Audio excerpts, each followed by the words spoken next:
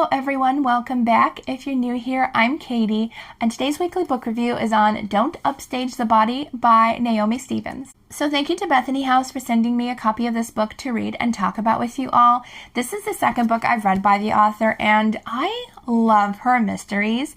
They keep me guessing, they keep me wondering, and I just love that. So both this one and the first book I read by her are set, I believe, in the 1940s? Don't quote me, but 1957. I was close. I knew it was later on than the 1920s. Why I was thinking 1920s, I don't know. But, oh, I love that there's character playlist. You know, I didn't even notice that, but I love that there's a character playlist in this book. That is so much fun.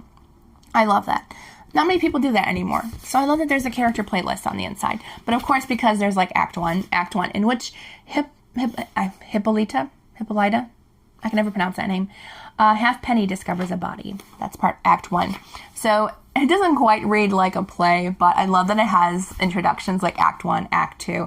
It's just so much fun. So in this one, we're following, as I said, Hippolyta, Halfpenny and her family have mastered the business of bereavement. So her and her family are professional grievers at funerals. So what happens is they're hired either by the person who passes away, you know, before they pass away, obviously, or people who are family members or friends. They might not think there's going to be a great turnout or something along the lines in a funeral. So her and her family are hired to be grievers. And if they're questioned, they have like a secret identity where they say, oh, I'm a third cousin once removed, or whatever they say.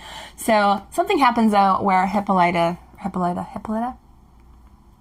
something happens where our main character discovers a body, and she is found with the body with somebody else, and I can't remember his name right now. Lord Montfort's, that's right. And the natural weather course happens, and the roads are washed out, and her family are stuck at the estate with the supposed killer.